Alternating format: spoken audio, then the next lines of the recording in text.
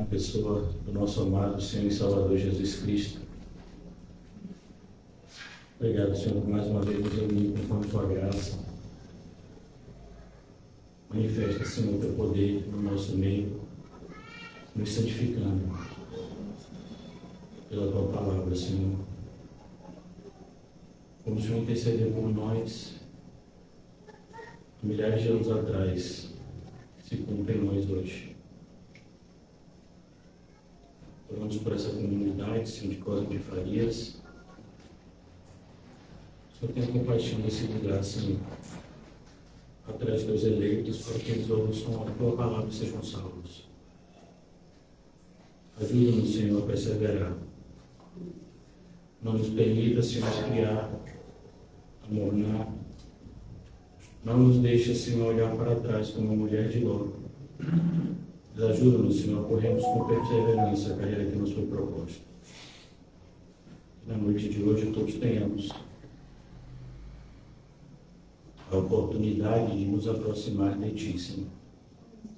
Consciente de que o Senhor é galardoador de todos que buscam. Seja assim nessa noite. Amém. Em nome de Jesus.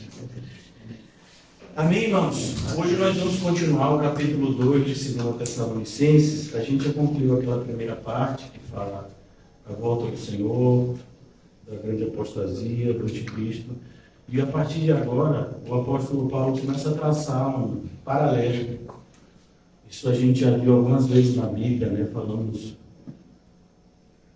Falamos muitas vezes aqui sobre isso, como as cartas, em especial as cartas, elas trazem, em muitos momentos, um quadro comparativo entre o cristão verdadeiro e o cristão falso, a igreja verdadeira e a igreja falsa, o verdadeiro pastor e o falso pastor.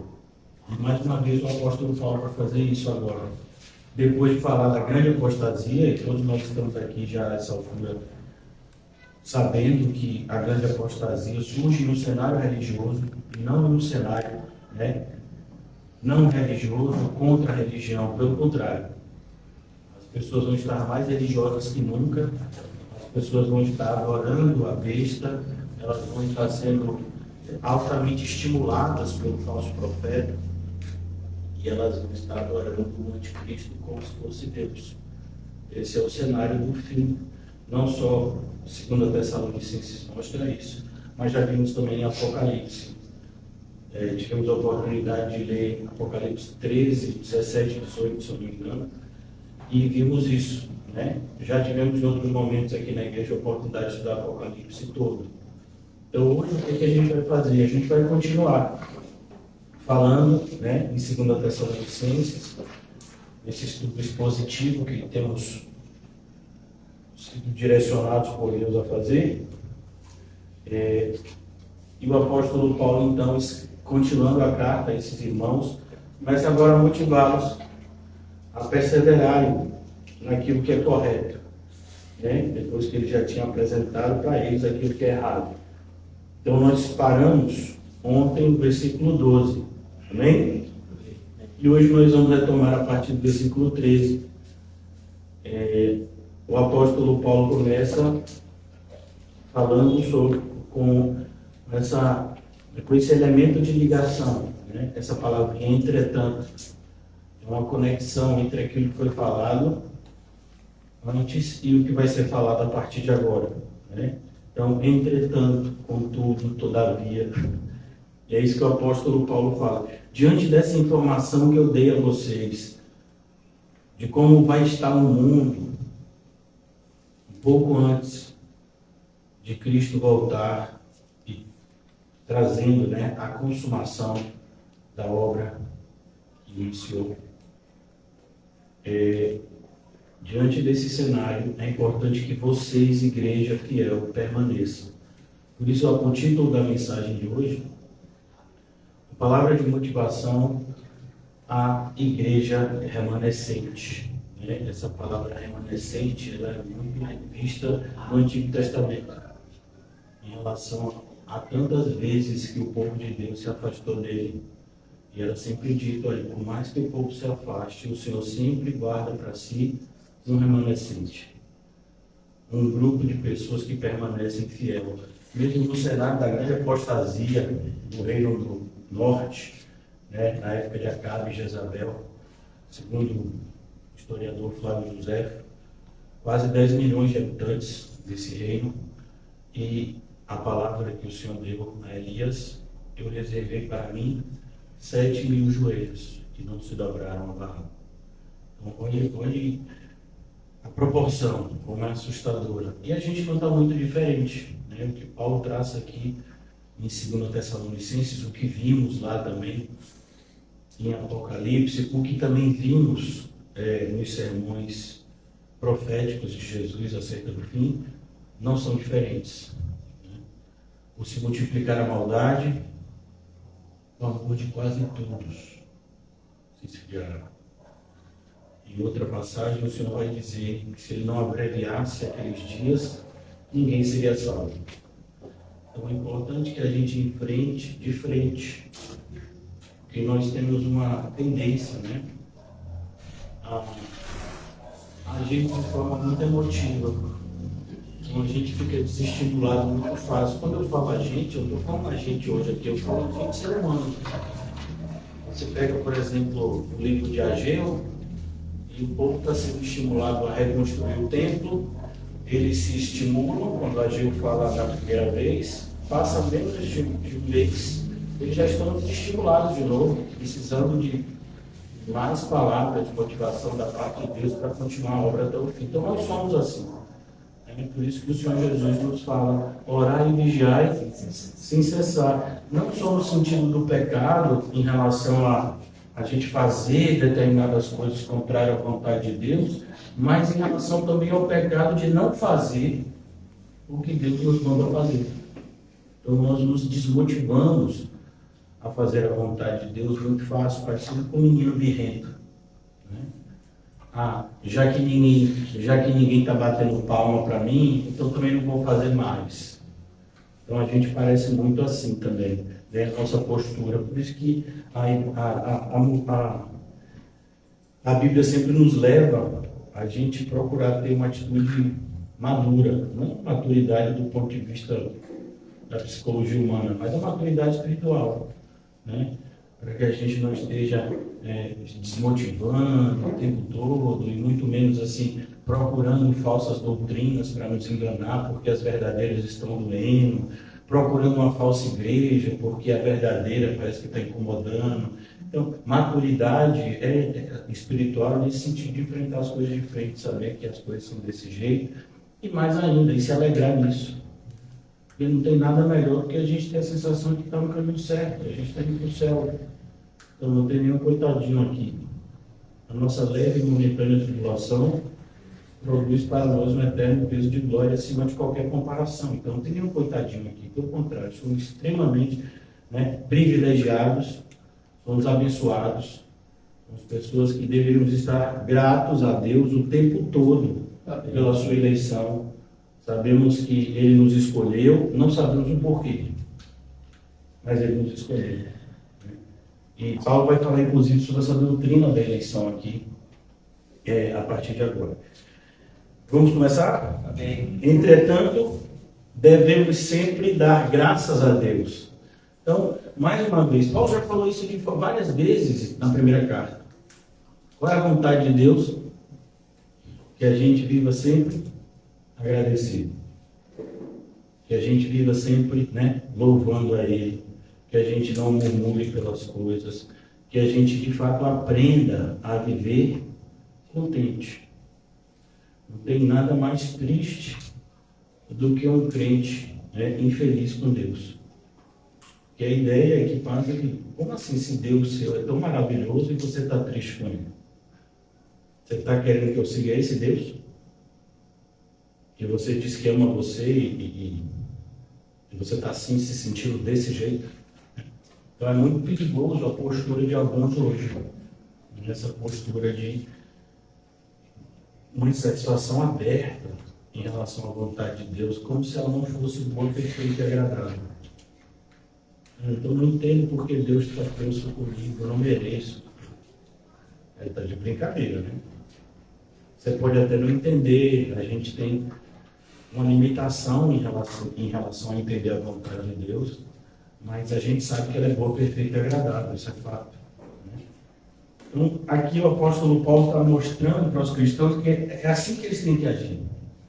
Né? Por mais que haja apostasia, a gente, e é esse paradoxo, a gente se entristece com a apostasia da grande maioria, mas ao mesmo tempo a gente se alegra porque a gente tem um remanescente fiel. Não são todos que vão se desviar. É como se, né, quantas vezes eu já ouvi isso? Todo pastor é ladrão. Fale por você. Eu sou pastor e não sou ladrão. Toda igreja é mentirosa. Fale pela sua. Eu faço parte, não assim. Todos os crentes são hipócritas. Fale por você. Então, a gente tem vivido nesse momento, né, onde o relacionamento da grande maioria das pessoas com a igreja é muito parecido com os políticos. Né? Todo político é ladrão. De repente, até a probabilidade de isso ser verdade é muito grande. Mas, assim, né, quando se trata de igreja, quando se trata da vontade de Deus, é diferente, porque é a palavra de Deus que diz que não vão se desviar todos. Quase todos. Se não fosse a vontade de Deus, seriam todos, mas Deus preserva os seus. Jesus fala de forma muito clara, várias vezes sobre isso, principalmente no Evangelho de João, se der tempo a gente vai ver aqui algumas passagens. Entretanto, devemos sempre dar graças a Deus, segundo a Tessalonicenses 2,13, por vós. Então, quantas vezes você já agradeceu a Deus pela igreja? E eu não estou falando nem a igreja de forma abstrata, eu estou falando a igreja no sentido de congregação local. Quantas vezes você já agradeceu por você ter uma igreja bíblica para congregar? Enquanto tem outros que estão procurando, né? Como se não tivessem achado. Né? Como se fosse fácil achar. Então, agradecer a Deus, porque nós poderíamos estar como cristão, no livro de Jambânia, né? Muitas vezes ele esteve sozinho. Porque são tão poucas pessoas que querem seguir pelo caminho correto. E às vezes parece que a gente está sozinho, mas o Senhor é tão misericordioso que separa outros irmãos e irmãs para estarem conosco na caminhada. E é isso que Paulo está falando aqui. Nós estamos sempre dando graças a Deus por vocês. Porque mesmo diante desse cenário de grande apostasia, mesmo diante desse cenário de que as pessoas não suportarão essa doutrina, mesmo diante desse cenário de que os falsos mestres eles se disfarçam de mestres de justiça, enganam um bocado de gente, mesmo diante desse cenário, tem gente que permanece fiel. E a gente agradece a Deus, porque a nossa fidelidade não é graças a gente. Não, eu sou muito assim, sabe? Não me desvio. Já se desviou, só em dizer isso. A gente sempre agradece a Deus por Ele nos permitir estarmos perseverando na fé. É sempre graças a Ele. Antes da gente aprofundar um pouco mais aqui nesse texto, vamos ver isso assim, até de forma mais clara no Evangelho de João. O Senhor Jesus fala isso de forma muito clara. A gente poderia ler o capítulo 10 também, mas vamos para o capítulo 15, que ainda é mais claro. Jesus faz essa analogia entre os cristãos, né, e uma videira. João capítulo 15. Eu sou a videira verdadeira. Quem é a videira verdadeira? Cristo. Meu pai é o agricultor. O que é que o agricultor faz? Ele cuida da videira, ele cuida da plantação. Todo ramo que estando em mim não der fruto, ele o corta. Quem é ele aqui? É o Pai. Ele o corta. E todo o que dá fruto, ele limpa. É isso que está sendo feito com a gente. Né? Eu acredito que é. Para que produza mais frutos, ou mais fruto ainda. Então a gente tem que tomar cuidado, porque às vezes a gente fica satisfeito muito fácil com a nossa espiritualidade. Isso é uma coisa perigosíssima. Né? Porque o padrão é Jesus. Quando é que você atingiu esse padrão? Quando foi que a gente chegou pertinho assim de estar igual a Jesus? Você está satisfeito com quem em relação à sua própria espiritualidade? Nesse sentido, a gente está sempre buscando mais. Sempre crescendo na graça e no conhecimento do Senhor. Para que produza mais fruto ainda. Versículo 3. Vós já estáis limpos. A ideia do que Paulo está falando aqui não é que a santificação está completa, é que a salvação ela não pode ser perdida. A salvação é algo consumado. Se você é salvo para sempre. O que existe é pessoas que pensam que são salvas sem nunca terem sido. Existem pessoas que parecem que foram salvas sem nunca terem sido. Exemplo, Demas. Demas não era só um crente, Demas era um obreiro. Um obreiro que durante determinado tempo passou, pelo julgamento, por assim dizer, mais alto que era o de Paulo. E Paulo classificou ele como um obreiro aprovado, assim, no mesmo patamar de Lucas. Depois o apóstolo Paulo viu que não era desse jeito. Então, o que foi que aconteceu com ele? Ele era salvo e perdeu a salvação? Não, ele nunca foi. Agora, parecia que ele tinha sido. Então, é isso que a Bíblia ensina. Algumas pessoas têm dificuldade, né? Não, mas parecia que era salvo. Mas era salvo, não era. Parecia, né? Como pessoas que transitaram no nosso meio por anos. E eu, particularmente, tinha quase certeza que essas pessoas eram salvas.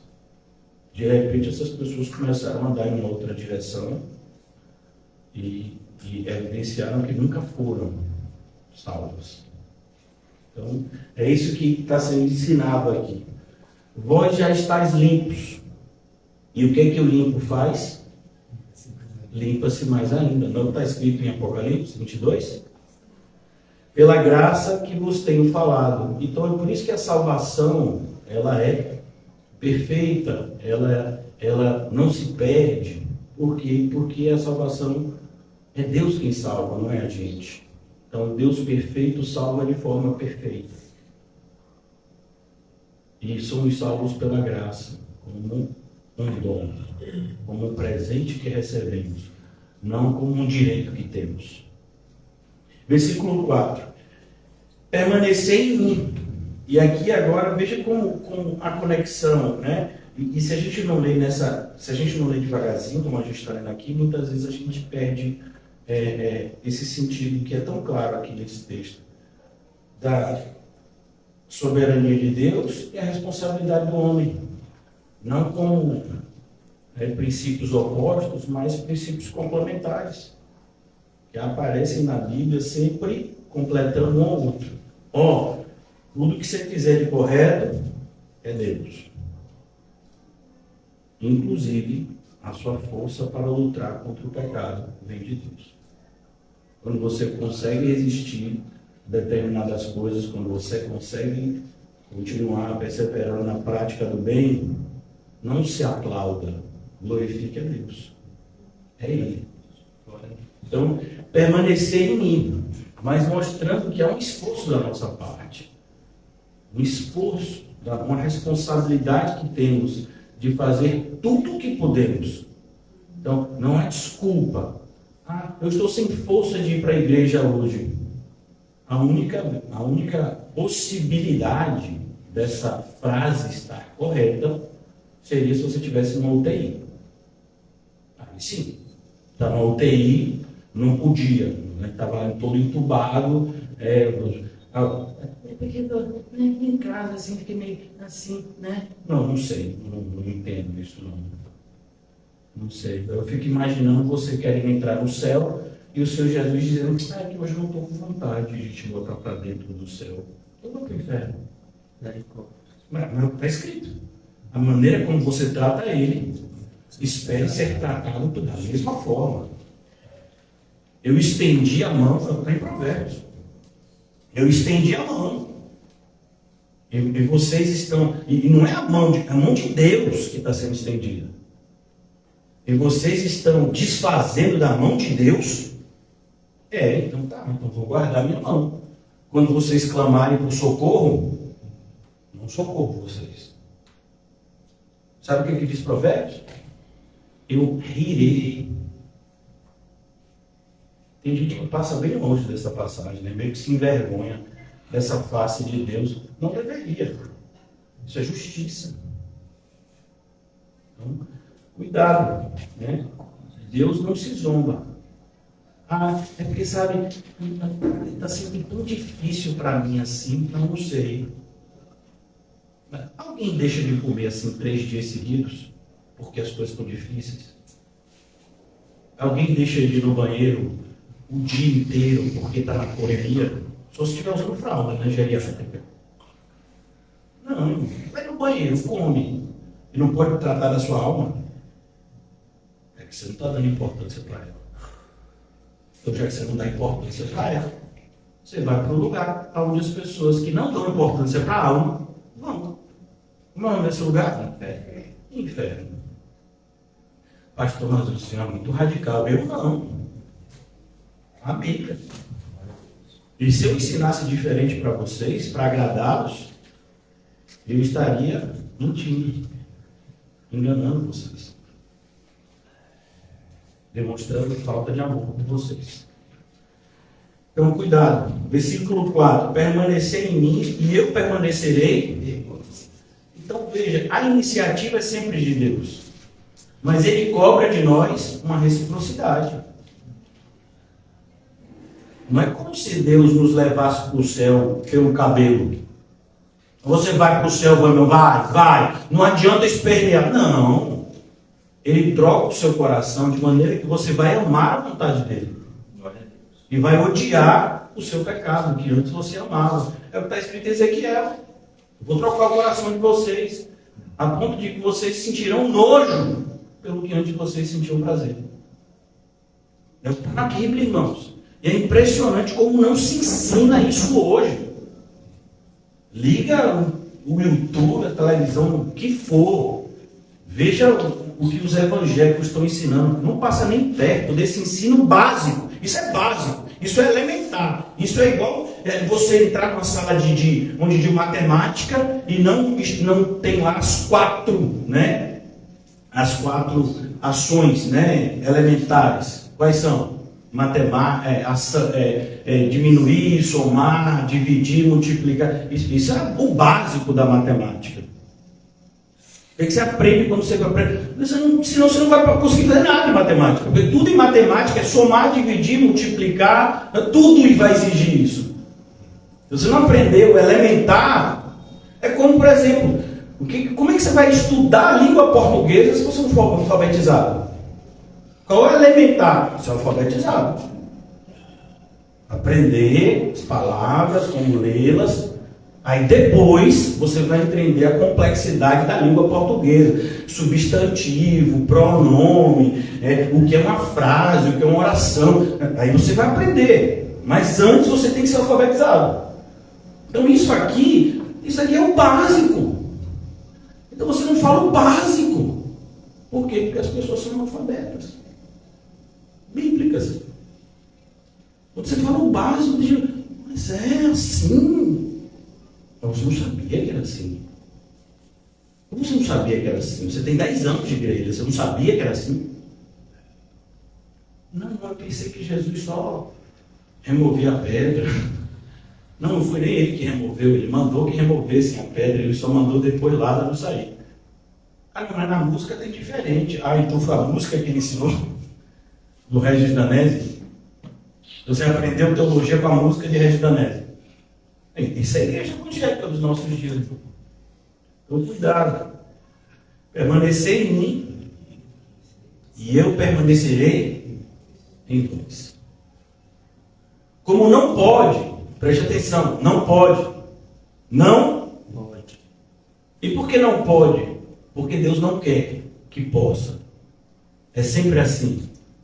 É Deus quem manda. Por mais que a criatura se rebele ao seu Criador, não muda nada.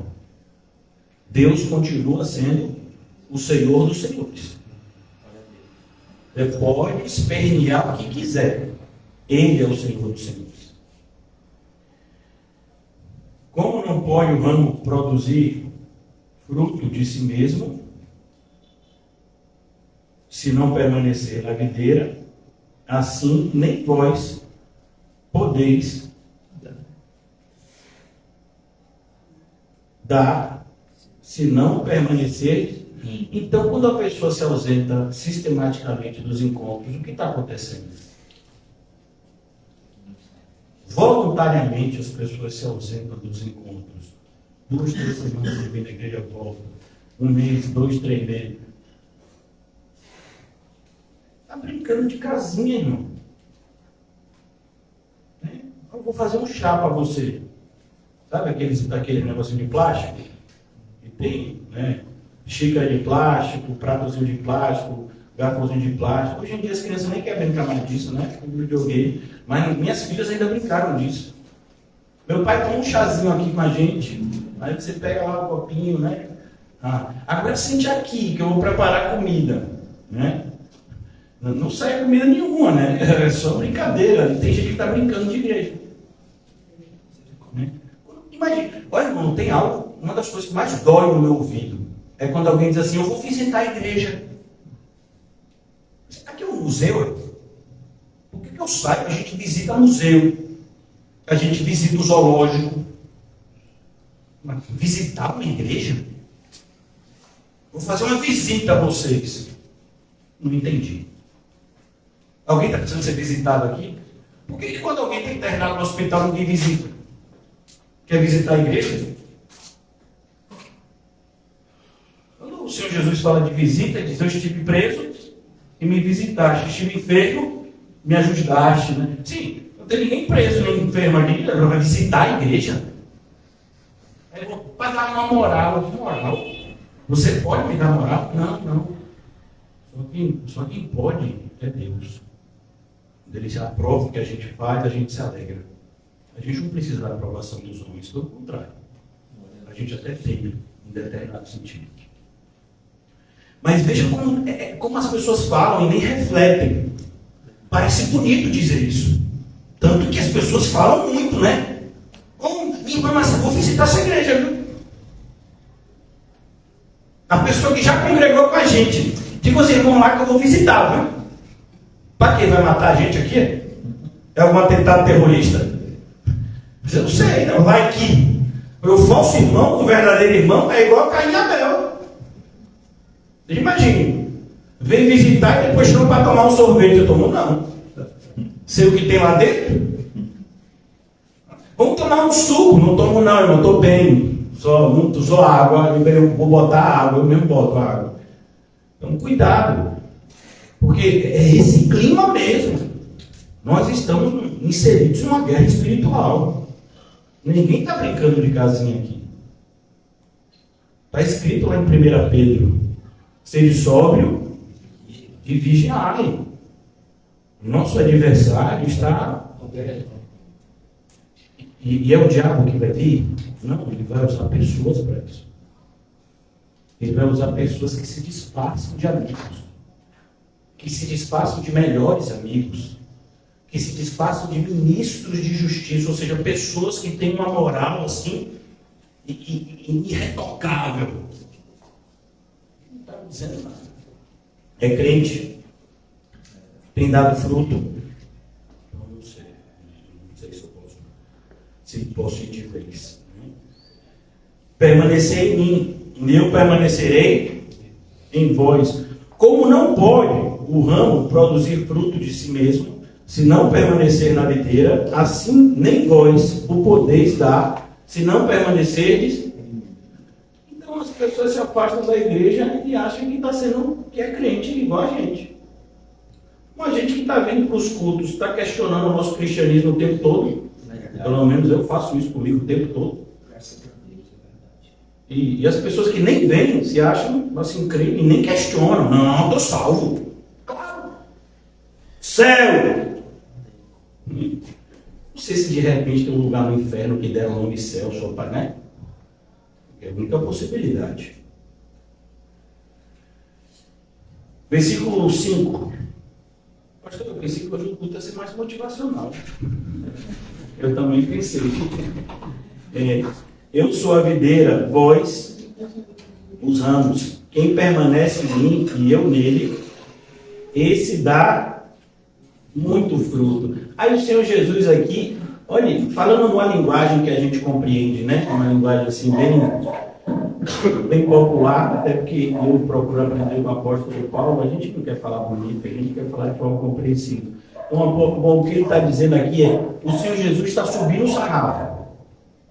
Você pensou que era aqui, que já estava difícil essa altura aqui. Não, o negócio é aqui. Não é só dar fruto, é dar muito fruto. Ah, porque eu estou dando assim, sabe, um fruto por dia, um fruto por ano. Sabe o problema? Você já viu uma laranjeira dar uma laranja por ano? Já viu, não? Um limoeiro dá um limão por ano? Né? Uma dessas vinhas dá um cacho de uva só por ano? Não, meu filho, é muito. Cadê os frutos?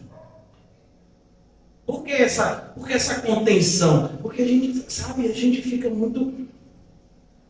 É o que o Senhor Jesus fala no Sermão do Monte. Olha, não tente agradar a dois senhores.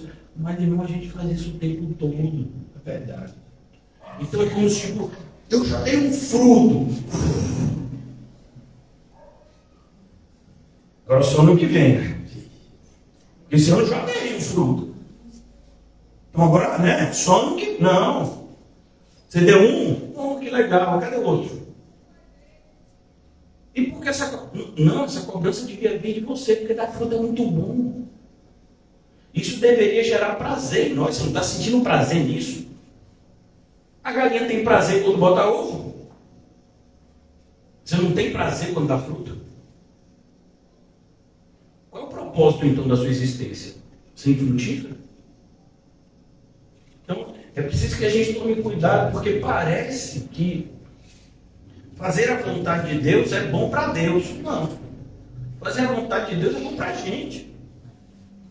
É o propósito da nossa existência, obedecer a Deus e se alegrar nisso. Glória a Deus. Então, quando a gente faz a vontade de Deus, a gente descobre o significado do que é ser feliz. Viver em alinhamento com a vontade de Deus é o verdadeiro significado de felicidade. Glória a Deus. Mas parece que quando a gente se alinha à vontade de Deus, já fiz minha parte, e não está sendo feliz, então não está fazendo da forma certa. É como uma pessoa que diz, pastor, eu estou buscando, não acho. Não sei. De todo. Aí você procura o dia da pessoa. A pessoa passa 99% do dia fazendo um monte de bobagem e 5 minutos orando. Isso é buscar de todo o coração. Pelo amor de Deus, irmão, para de se enganar. Né? Voltemos. Eu sou a videira, vós os ramos. Quem permanece em mim e eu nele, esse dá muito fruto. Porque sem mim, nada podeis fazer. Sem mim, nada podeis fazer. É como o Tozer disse. Se o Espírito Santo se ausentasse, e ele falou isso há mais de 50 anos atrás. Se o Espírito Santo se ausentasse da igreja, a igreja não sentiria mais falta.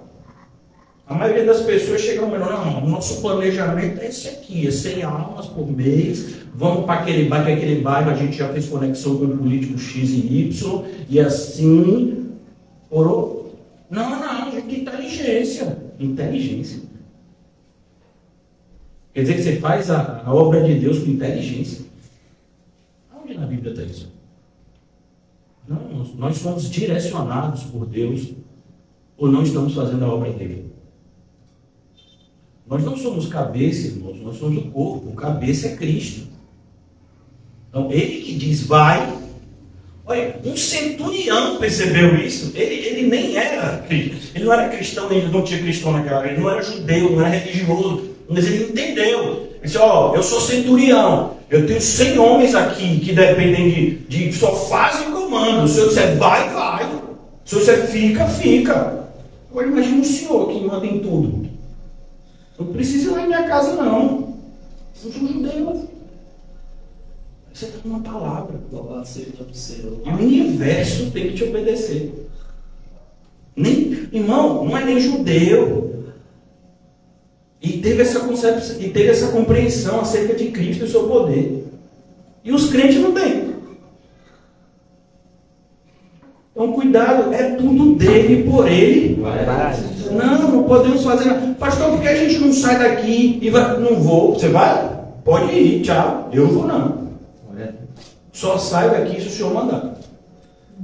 Ou se alguém expulsar. Se alguém expulsar, é porque Deus autorizou a expulsão. Né? Como Paulo, quando é enxotado de Tessalônica, entendeu? Deus não me quer mais aqui. Né? Permitiu que eu fosse enxotado, estou indo. Então, essa ideia tem que ficar muito clara na nossa mente, porque a maioria das pessoas, e a maioria mesmo, e principalmente quem não entende nada de Bíblia, se acha mais inteligente que Deus o tempo todo. Eu poderia fazer dessa forma, não poderia? Não poderia fazer daquela? E daquela outra? Está na Bíblia essa forma? Não está. E o que você está dizendo para a gente fazer? A gente pode fazer alguma coisa aqui que não seja bíblica? Que não possa ser justificada biblicamente? Não podemos. Ah, não, mas a inteligência humana. Se a inteligência humana valesse de alguma coisa, os inteligentes não tinham dado as costas a Cristo. Ou vocês não prestaram atenção quando ontem a gente leu 1 de Coríntios? Então, cuidado.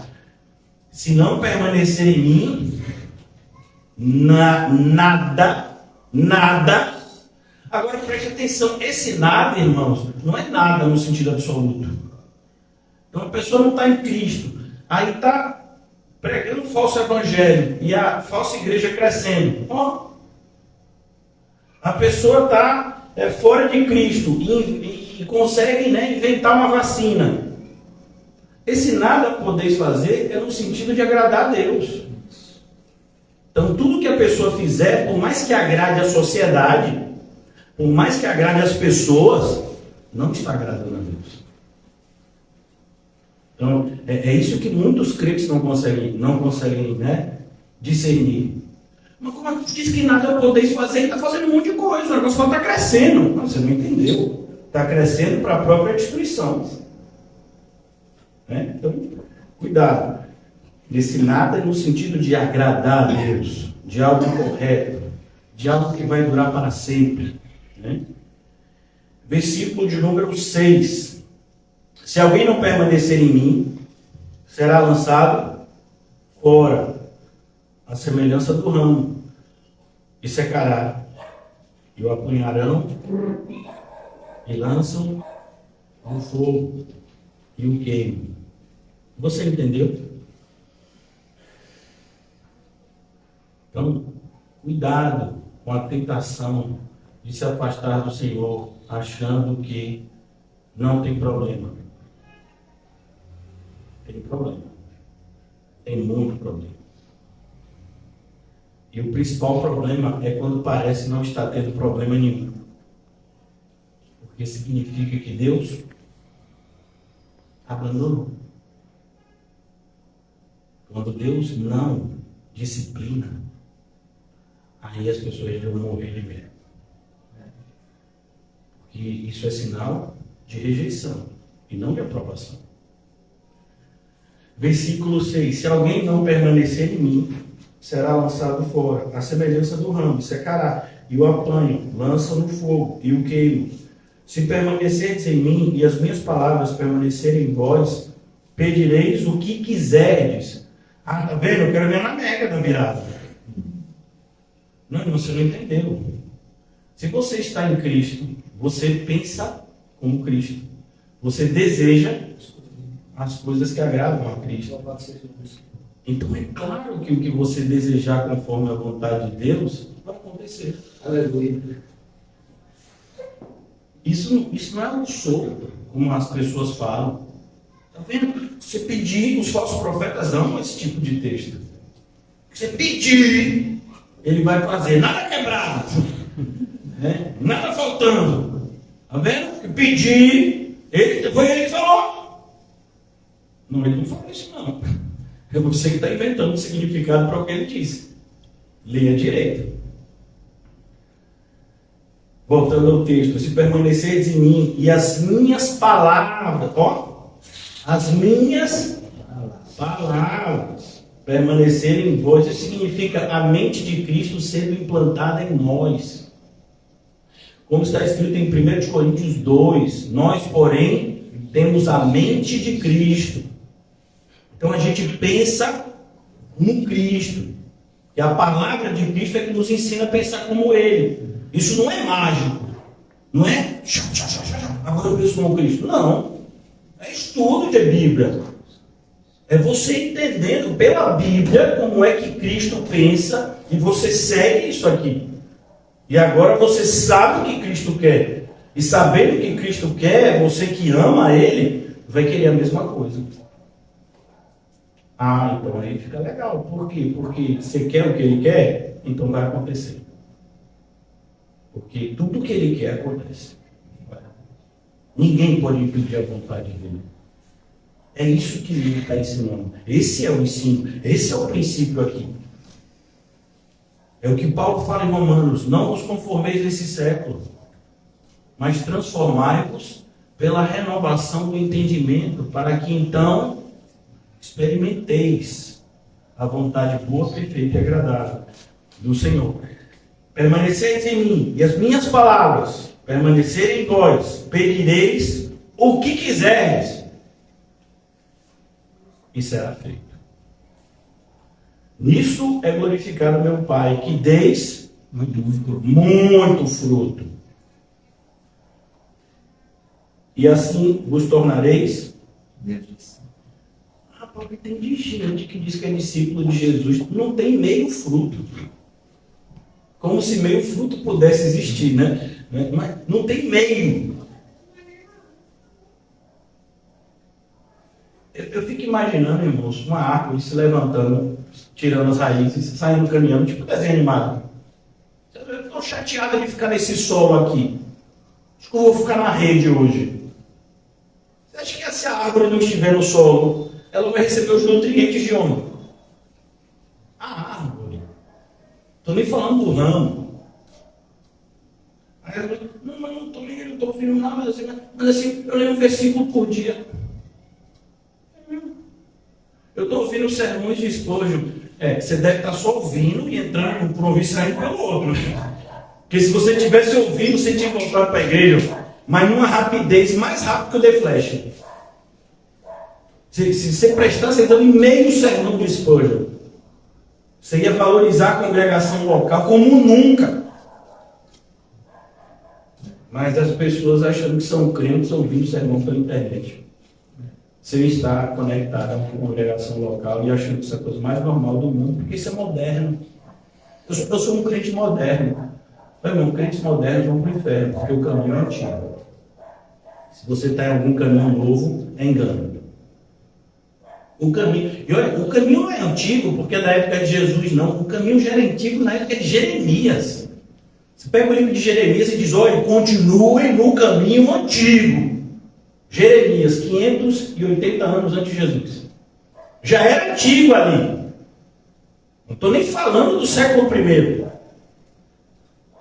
Eu sou um evangélico moderno, me adaptei, sabe? A correria do dia a dia. Então eu alimento minha alma dessa forma. É mesmo? Entendi. Tá bom. Então sua salvação é digital, né? Sua salvação é eletrônica. Vai ter algum anjo robô lá esperando no céu. E algum céu digital para você entrar. Não? Deve ser assim. Cuidado. Versículo de número 9. Como o Pai me amou, também eu vos amei. Permanecei no meu amor. Veja como a verdade e o amor são inseparáveis. Como é que você diz que compreendeu a verdade e você não ama? Se guardardes os meus mandamentos, eu amo o Senhor, mas não guardo os mandamentos direito, então não amo. Se guardardes os meus mandamentos, permanecereis no meu amor, assim como também eu tenho guardado os mandamentos de meu Pai, e o seu amor no seu amor permaneço. Percebeu? Jesus é o referencial, irmãos. Jesus é o referencial. Tenho-vos dito essas coisas para que o meu gozo esteja em vós. Gozo significa alegria. E o vosso gozo seja completo, e a vossa alegria seja completa. Então é preciso que a gente tome muito cuidado com essa tentação de nos afastarmos da igreja. E esse afastamento, irmãos, ele não começa de forma física. Ele começa no coração, muito parecido com o povo que está no deserto, logo depois de ser liberto do Egito. Eles voltaram para o Egito no coração. Por isso ficaram lá no deserto, 40 anos. Um trajeto que poderia ser feito facilmente em 40 dias. Porque no seu coração voltaram para o Egito. Quantas pessoas estão na igreja e o coração já voltou para o Egito? Essas pessoas não vão permanecer muito tempo no nosso meio. Não na igreja bíblica. Não com pregações bíblicas o tempo todo. Por quê? Porque a pessoa que está com o coração no Egito não suporta essa doutrina. Mas é fácil você identificar um crente que está com o coração no Egito. É só você sentar 5 minutos para conversar com ele. É zero preocupação com a alma. Está mais preocupado com a posse de Trump hoje. Está mais preocupado com a alta ou a baixa do dólar. Se vai ter uma nova pandemia ou não. Eu quero saber de alma. Da sua, dos perdidos. O que você está fazendo? Os irmãos da igreja, o que você está ajudando? Quer saber de Trump? Você quer saber de Trump? Você recebeu o chamado de Deus para evangelizar ele? Cuidado, porque ele é amigo de John MacArthur, viu? Ele já acha que é evangelizado mais que você e eu. Então, é perigoso, né? A gente perceber como está normalizado as pessoas darem zero atenção para a alma deles e se acharem super crentes. Né? Tratar a vida espiritual, né, da mesma forma que as pessoas que foram para a lavagem do Bonfim. Então a diferença só é o ritual. O ritual dessas pessoas é um, o ritual dos evangélicos é outro. Vem para a igreja evangélica com cara de crente, com a Bíblia embaixo do braço. É ritual para elas. Isso não tem nada a ver de comunhão com Deus, com Cristo, com o seu corpo.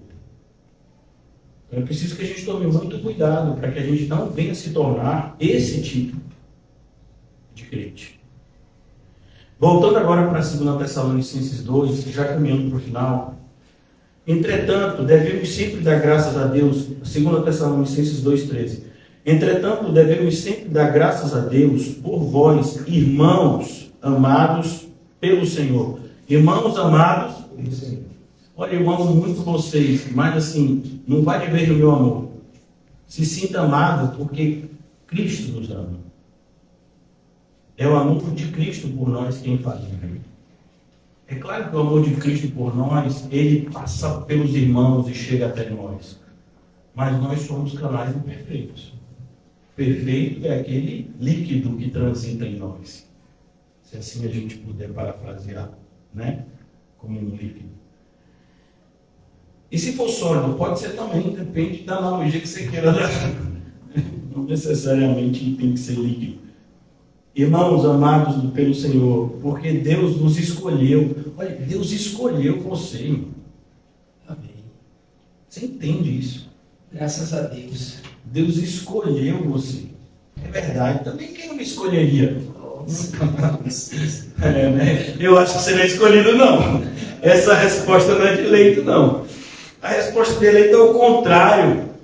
Mas Deus é maluco, é? Como é que ele comete a loucura de me escolher logo eu? O pior dos pecadores. Tanta gente menos pior do que eu para ele escolher. Todo eleito fica escandalizado com a sua eleição. Maravilhado. Mas é uma sensação de maravilha misturada com escândalo. É eu? O senhor, não é brincadeira não, senhor. Quando me alegrar, depois me entristecer. Fale sério. Eu? E é isso que a gente menos vê na igreja, essa sensação de alegria por ser um eleito de Deus. Parece que é isso que a gente tem visto na má teologia, né? As pessoas acham que são elas que escolhem a Deus. Então é como se tivesse vários deuses. Não, mas eu escolhi o Deus verdadeiro. Palmas para mim. Nunca escolheria o Deus verdadeiro. E não é nem porque você é cego. Porque cegueira seria diminuir o problema. Você está morto. Pergunte ao irmão Paulinho se o morto escolhe mudar de sepultura. Alguém pode até fazer a vontade do morto enquanto estava vivo. O morto, antes de morrer, deixou um testamento e disse: com tantos anos, me tire daqui e bote ali. Se for uma família que é obediente, né? Aí pode até fazer. Mas o morto mesmo, o morto está morto. O morto não escolhe a roupa, não escolhe mais nada. Tudo que vai escolher são outras pessoas por ele. Se ele deixou alguma coisa em relação à vontade que ele queria, e as pessoas respeitarem isso, fora isso, não. Morto. Vai fazer o quê? Morto. E nós estávamos mortos. Como é que escolhe a Deus desse jeito? Né? Não é um probleminha de cegueira, porque se fosse cegueira, a gente poderia meio que tatear, né? Ou a gente poderia fazer igual o teste do presunto da Sadia, quando eu era adolescente, tinha essa propaganda, né? Mas não era cego, botava a venda. Não, isso não é sadia. Também não é sadia. Esse é sadia. Né? Isso é até permitido para a pessoa estar viva, com ausência da visão, temporária ou não. Mas para quem está morto, não tem sadia certa. Chega lá para o morto e diz: vem cá, morto, e aí? Alguém vê conversando com o morto, você está maluco. Paulo, você conversa com os mortos sem terra? Hoje ainda não chegou nessa loucura, não, né? Ainda vem, tá vendo? Só tinha que botar uma publicidade gelada. Pois é. Tá? Mas bater um papo assim, né? De boa. Né? E aí, como é que tá aí? Não? Que bom, porque né? Tem que se preocupar com a sanidade do irmão. Então, é perigoso. Né? A teologia de hoje é uma teologia extremamente nociva, mas é a que mais é propagada. E aí, quem quer aceitar Jesus hoje? Não entendi. Mas Deus está dizendo que tem um monte de coisa falsa e aí a gente pode escolher a verdadeira. Rapaz, a gente segue um cara, né? Nós vamos saber que eu era tão poderoso assim. Eu escolho. Alguém está te enganando. Irmão, você não escolhe o momento da sua morte. Imagine que você queira se suicidar. Você até quer. Quantas pessoas tentam suicídio e não conseguem?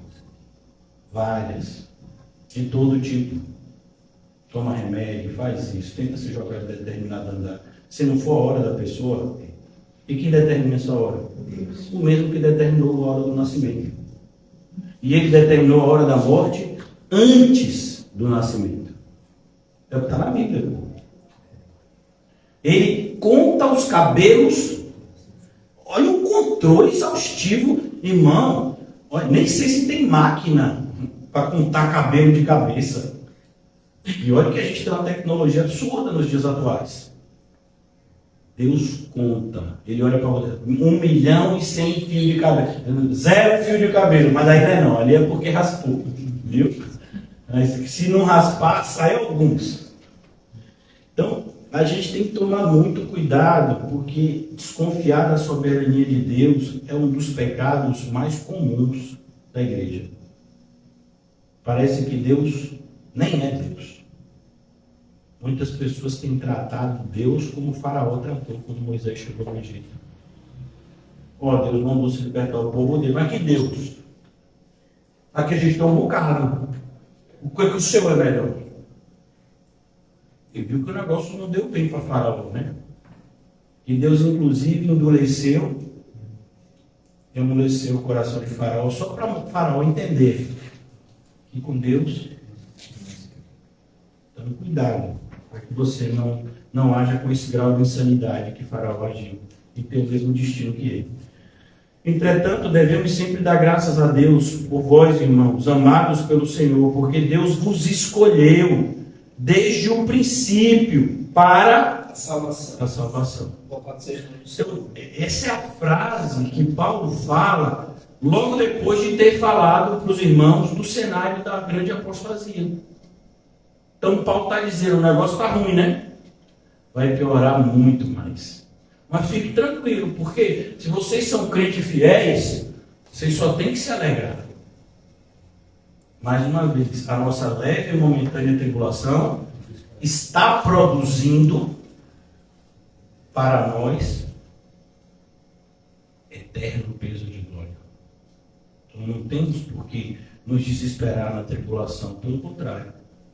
Devemos aprender a nos alegrar nas próprias tribulações, porque a graça de Deus nos foi concedida não somente para crer nele, mas também para padecermos por ele. Parece que da Bíblia de alguns isso está meio que riscado, né? Ou apagado, não sei. Pela santificação do Espírito, pela santificação. Como é que eu sei que uma pessoa é salva? Pela vida que ela vai viver. Porque dizer que é salvo, irmão, até o cão diz. O que foi que Satanás falou para Eva? Certamente não morrereis, vai ser igual a Deus. Ó, até a serpente tinha boca para falar. Vai ser igual a Deus, o negócio vai ser bom, desobedeça a Deus que o negócio vai dar bom. Mas não vai morrer não? Morrer. Que morrer? Vai ser como Deus, confia em mim, eu sou serpente. E Eva acreditou. E Adão foi junto. Então cuidado. O engano é real. O engano é atrativo. Cuidado. Deus nos escolheu desde o princípio para a salvação pela santificação. Sem santificação, então que loucura é essa de uma igreja que se acha salva sem ser santa? Sem se separar, sem se preocupar com isso. Achando que pode andar de mãos dadas com o mundo e no final Deus vai salvá-los. Não, Tiago é muito claro. Quem escolhe ser amigo do mundo, é porque escolheu também ser inimigo de Deus. Então, cuidado. E fé. Ele escolheu desde o princípio para a salvação pela santificação do Espírito. Veja, essa santificação é uma obra conjunta do Espírito Santo com a gente. A salvação, não. A salvação é só o Senhor. Sempre. A santificação somos nós. Mas somos nós, o Espírito Santo, em nós. Desde o princípio, para a salvação, pela santificação do Espírito e fé. E por que Paulo está falando sobre isso? Olha o que ele tinha dito no versículo 10, mesmo capítulo 2 de 2 Tessalonicenses. E com todo o engano da justiça, os que perecem, porque não acolheram o amor da verdade para serem salvos. Então, quando ele fala aqui agora, no versículo 13, que é o que a gente está meditando, escolheu desde o princípio para a salvação, pela santificação do Espírito e fé na verdade. Fé na verdade. Tem fé na verdade. Não rejeita a verdade. Acolhe a verdade. Versículo 14. Para o que também. Veja, o que Paulo está querendo mostrar são coisas que são conectadas umas às outras. Por exemplo, irmãos, é possível o seu celular funcionar sem uma fonte de energia? A gente chama de bateria, né? Antigamente as baterias, elas podiam ser removidas, né? Os celulares, eles tinham um fundo assim, que você conseguia abrir, né? Tirava a bateria. Hoje em dia é tudo lacrado, né? Não sei se isso é melhor ou pior. Mas assim, o celular pode funcionar se não tiver uma fonte de energia? Não pode. Está tudo ligado, irmãos. E o seu celular pode funcionar se ele não tiver uma conexão com as operadoras? Tem que estar tudo conectado. Eu estou dando esse exemplo, né? Porque parece que as pessoas acham que as coisas da Bíblia são soltas. Então, a salvação está aqui, a santificação está lá. A fé, a 5 quilômetros daqui. Não, está tudo ligadinho um no outro, assim. De maneira que se você tirar um, o outro sai junto. Está tudo conectado, tudo ligado. É como, por exemplo, o fruto do Espírito. Você pode ter 3 características e não ter as outras 6? Não. Aí não é o fruto do Espírito. Porque não são frutos, é o fruto. E o exemplo mais assim comum é o da tangerina. Tem gente que chama de mexerica, né? É tangerina, tem vários gominhos ali. E se você já viu tangerina pela metade? Não, só se alguém cortou ela, né? Mas ela vem com aqueles gominhos. Amor, paz, alegria, bondade, benignidade, longanimidade, mansidão, fé, domínio próprio. É aquilo ali. Ah, não, eu tenho muito amor, 0 domínio próprio. Não sei, esse é o fruto do Espírito que está aí, não. Ó, eu sou cheio de domínio próprio, mas eu sou ódio puro. Eu também não sei. Né? Para não dizer que eu sei que não é o fruto, eu acho que não é o fruto. Eu tenho certeza que não é. Né? Ódio puro. Né? Mas eu tenho domínio próprio. Sim, tem que ter 9 características. Não é 2, 3, 1. Então aqui, cuidado. Pela salvação, desde o princípio, para a salvação, pela santificação do Espírito e fé na verdade, sempre conectadas umas às outras, para o que também vos chamou, mediante o nosso Evangelho. Então, a pessoa pode ser salva sem ouvir o Evangelho? Não pode. Pastor, mas o índiozinho está esperando você. Já aprendeu a falar a língua do índiozinho? Vai aprender a língua do índiozinho. Em vez de se preocupar com o índiozinho, comece a aprender mandarim. Existe mais de 1 bilhão de chineses lá para você evangelizar. Aprenda também, se você quiser, a língua que se fala na Índia, né? Também tem mais de 1 bilhão de indianos para você evangelizar. Se você quiser aprender o árabe, também é legal, porque no Paquistão tem mais de 1 bilhão de pessoas também para você evangelizar. Todos esses são países que têm mais de 1 bilhão de pessoas. Paquistão, Índia e China. Países que têm mais de 1 bilhão de pessoas. Não está querendo, está preocupado com o índiozinho. E não está preocupado com 1 bilhão de pessoas. Vê como a hipocrisia, como esse sentimentalismo barato. Não, eu tenho que estar incomodado. Pastor, para mim é difícil aprender mandarim, árabe, indiano. Então aprenda inglês, que com inglês dá para se virar. É como na época de Paulo, com o grego, você chegava em vários lugares e numa linguagem assim bem nossa, desenrolava. Porque o grego era a língua universal naquela época, né? Hoje é o inglês. Então, você começa fazendo um curso de inglês online aí, 0800, quer evangelizar? Ou então vai na oração. Deus não prepara um intérprete. A gente chega lá, né? I don't speak nada. Aí a pessoa diz, você é do Brasil, eu sei falar inglês. Pois é, eu sou crente, quero evangelizar. Então cola aí comigo, eu sou crente, só que eu não sei falar do evangelho. Você sabe? Eu vou traduzir você. Deus pode fazer isso também, não. Você tem orado? É isso, inclusive, que a gente leu. Se você pedir segundo a vontade de Deus, Ele ouve. Se eu tentei fazer o inglês, o pastor falou, não vou para lugar nenhum, pastor. Não fumaço, não é good morning. Né? Eu acho até que eu vou ficar com fome, porque eu não sei nem falar it em inglês. Né? Eu acho que eu vou comer só ovo, igual, né? Egg. Olha, irmão, carne em inglês é meat, então falar meat também, né? Cuidado só para você não falar outra meat de outra forma, que aí pode ser outra coisa, né?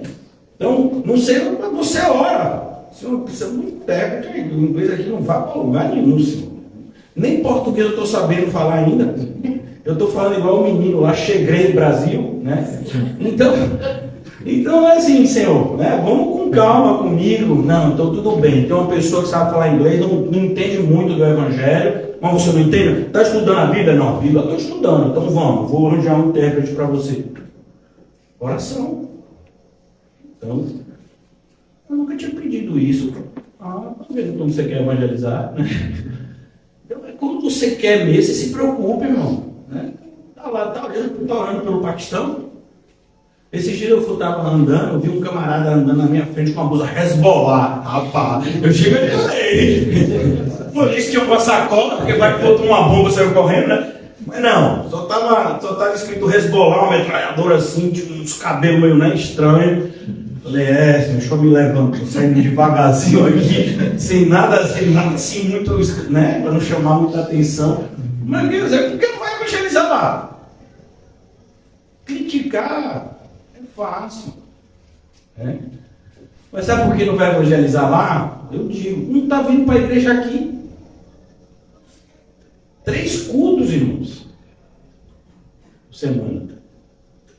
As pessoas só têm dificuldade de vir para 3 cultos. Você acha que alguém que não frequenta 3 cultos não tem responsabilidade na igreja local? Vai evangelizar em algum lugar? Não vai evangelizar nem no interior da Bahia. Não vai evangelizar nem aqui, da primeira segunda-feira do mês, como a gente faz. Não, estou orando a Deus, vou pregar fora. Parece esse pessoal, né? Vou jantar fora, aí pega a mesa, bota, né, na rua e come fora de casa, né? Deve ser alguma coisa nesse sentido. Porque a igreja de hoje é vergonhosa, né? A postura do movimento evangélico, assim, algo assim, né, vergonhoso. O pessoal querendo abrir igreja em Miami. Ninguém vai lá no Paquistão.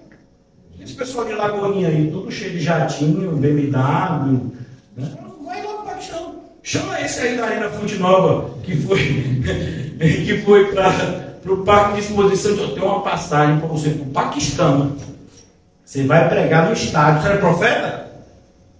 O profeta visitará o Paquistão. A Índia. Não? Por que não? Não. O pessoal não quer isso não. Eles são espertos. Né? Eles não são sábios. Porque a sabedoria seria aí. Todo aquele que tentar salvar a sua vida não é sábio. Quem tenta salvar a sua vida não é sábio. Porque você vai perder. Sábio é aquele que entrega a vida por amor a Cristo e ao seu evangelho. Porque aí ganhou. Essa é a sabedoria bíblica. Para os que também vos chamou mediante o nosso evangelho. Irmãos, isso foi escrito há 1900 anos atrás. Mais de 1900 anos atrás.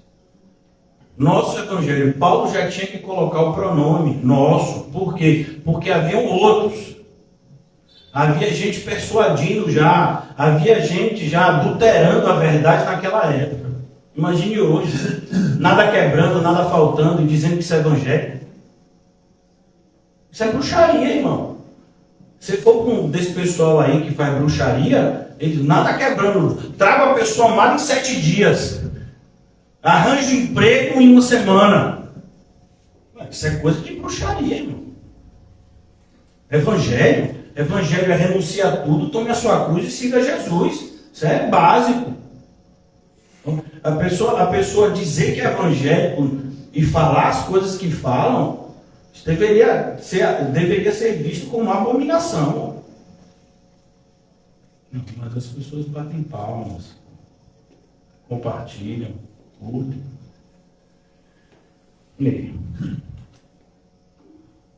2 não podem andar juntos. Então se está andando junto, assim como porque saíram do nosso meio? Porque não estavam de acordo. Por que uma pessoa sai de uma igreja bíblica para procurar outra igreja bíblica? Porque não está de acordo com a igreja bíblica. Vê como é fácil quando você quer enfrentar as coisas de frente? Agora, quando você quer se enganar, aí tudo fica mais complicado. Aí a gente tem que arranjar um monte de argumentos que não vamos levar a lugar nenhum. Para que também vos chamou mediante o nosso evangelho para alcançardes a glória de nosso Senhor Jesus Cristo, para alcançardes. Você faz parte do corpo de Cristo. Onde o corpo está, a cabeça está. Onde a cabeça está, o corpo está também. É por isso que quando Paulo apresenta a doutrina da glorificação em Romanos, ele fala da glorificação como fato consumado. Aos que predestinou, chamou. Aos que chamou, justificou. Até aqui tudo bem. Predestinou, entendo. Chamou, entendo, só chamar. Justificou também, foi justificado pelo sangue de Jesus. Mas ele fala, e aos que justificou, ele não fala glorificará. Ele coloca isso como fato consumado. Glorificou. Por quê? Porque é impossível algo acontecer entre a justificação e a glorificação. Então, a gente é que vive num mundo que temos que conjugar os verbos em 3 tempos. Passado, presente e futuro. E no Kairos? Não, no Kairos não tem passado, presente e futuro. Na eternidade não existe isso. Por isso que a Bíblia mostra o dia que durará para sempre. Não tem, porque a noite, irmãos, é ausência de luz. Lá não tem ausência de luz. Olha a Deus. Pastor, e a gente dorme quando? A gente dorme, sabe por quê, irmãos? Porque nós somos seres limitados. Então, nosso corpo precisa de tempo para se recompor. Mas, você acha que na glorificação é assim? Então, você não entendeu. É preciso que, sabe, a gente tem a gente tem tão pouco desejo de conhecer mais do céu que a gente nem busca na Bíblia conhecer um pouco mais do céu. Aí a gente fica nesse raso aqui. Como é o céu? Eu queria tanto saber. Mentira, se quisesse, estava estudando mais a Bíblia, que a Bíblia tem muita coisa sobre o céu. Não diz em detalhes. Não diz se as casas lá são de 2, 3 andares ou um andar só. Mas tem várias passagens que descrevem o céu, com características. Mas a gente não estuda como deveria, e a gente fica nessa, né? Eu não sei, mas eu imagino que deve ser muito bom. Sabe que não quer. É como aquele que diz que tem tentado achar a Deus, não consegue, não tem. Se tivesse tentado, tinha conseguido. Todo que busca, acha. Agora não está buscando de todo o coração, aí não acha mesmo. O Senhor não faz nada pela metade e não aceita nada pela metade. Ele não aceita uma adoração parcial. Veja um exemplo na Bíblia do rei Amazias. Diz que ele fez a vontade de Deus, porém, não de todo o coração. Não de todo o coração, e por isso Deus rejeitou. Aí você fala, mas tem reis piores para você. Para Deus, não. Para Deus é tudo um pacote só. Então, eu amo a Deus 0%. Eu amo a Deus 90%. É o mesmo pacote. Eu amo a Deus 99%. É o mesmo pacote. Aquele surdo. Eu amo 99%. Você acha que ama 99%. Porque você está enganado. Porque não existe porcentagem nisso. Ou você ama, ou você é salvo, ou não é salvo. Cuidado com o que a gente aprende com o caso do rei Agripa. Quase Paulo. Não sei qual a porcentagem de quase salvo ali. Por quê? Porque não interessa. Quase salvo é não salvo. Mas quase salvo, ele já estava na beirinha ou ele estava assim a alguns quilômetros? O que importa? Não foi salvo. Então é preciso que a gente tome cuidado. O que tem de gente apresentando a Deus uma adoração parcial, uma devoção parcial, e se achando demais, por quê? Porque tem gente que está fazendo de menos, pelo menos na sua opinião. Então não se meça pela injustiça alheia. A nossa régua é Cristo. A nossa balança é Cristo. Ele é o nosso referencial. Então, todo cuidado é pouco. Para que também vos chamou, mediante o nosso evangelho. O nosso. Então, pastor, você se acha. Eu não. A Bíblia que me achou. E eu estou procurando, né, nela aqui para falar só o que tem nela. Então tem o evangelho que é bíblico e tem os falsos evangelhos por aí. E nada tem a ver com a Bíblia. Deus vai pagar a sua conta, Deus vai fazer, Deus vai, né? Tudo. Deus vai te dar uma vida de céu na terra. É isso que o Evangelho propõe. Foi a mesma proposta, irmãos. Veja, se você estudar a Bíblia, Satanás não precisa produzir um outro engano, porque o mesmo engano já tem dado um bom resultado para ele. Então, a tentação que ele aplicou em Jesus é um modelo para nós. Ele chegou para Jesus e disse: Jesus, você não precisa ir para a cruz. Se você só dobrar o seu joelho aqui para mim, eu te dou tudo que você quiser. É a mesma estratégia de nada quebrando, nada isso, nada aquilo. Você não precisa renunciar tudo, tomar a sua cruz e seguir a Jesus. Você paga um pouquinho de dinheiro ao falso profeta aqui, compra a pulseira dele, ouve as orações dele, e o negócio vai andar daquele jeito. É a mesma proposta de Satanás. Dobra o seu joelho. Adore a mim. E aí te darei o que você quiser. O que não importa o que você quer. Eu não quero saber se é lícito ou é ilícito. Não quero saber se é moral ou imoral. Não quero saber. O que você só quer, você dobra o joelho para mim. Pronto. O que uma pessoa que se diz evangélica faz quando vai para esse tipo de encontro? Rasgou a Bíblia. Rasgou. Ah, não rasguei a minha. Você fez pior. Você rasgou ela no seu interior. Porque você ouviu de uma pessoa que Jesus é nada quebrando, nada falta. Pelo amor de Deus, é isso que é a cruz? É isso que é o sangue de Jesus? Foi para isso aquelas chicotadas? Foi para isso aqueles pregos atravessando ele? É para isso? Nada quebrando, nada faltando? É para essa palhaçada? Pastor, mas o senhor está tão sério. Não estou não, irmão, estou de boa. É porque isso é sério. Tem que incomodar se você é crente. Porque assim, irmãos, quando uma pessoa diz que é de outra religião e faz qualquer coisa, não é comigo. Mas uma pessoa que diz que é evangélica, que diz que tem essa mesma Bíblia aqui, e está falando absurdos, e gente que diz que é evangélico igual a mim, a você, e está seguindo esses absurdos, aí não, aí o negócio não penou. Aí ficou sério. Então a gente tem que tomar isso cuidado. Isso tem que te incomodar, mas no sentido de você debater com essas pessoas. É no sentido de você se sentir motivado para mostrar com a mesma coragem, entre aspas, né? Que não é coragem, com a mesma coragem do falso profeta, que ainda tem profeta verdadeiro em Israel. Que ainda tem gente que conhece a verdade, crê e defende. Fomos levantados em defesa do evangelho. Não é sair para ir debatendo com os outros, é apresentando a verdade para outros que eles estão indecisos. Ou para pessoas que não conhecem nada. Porque pérolas aos porcos e as coisas santas aos cães, já fomos orientados a não dar. Mas tem um mundo inteiro para ser evangelizado, literalmente. E a gente deveria se sentir provocado. Porque se um falso profeta tem tanta ousadia para ensinar mentira, eu conheço a verdade. E eu estou me acovardando? Eu estou me acomodando?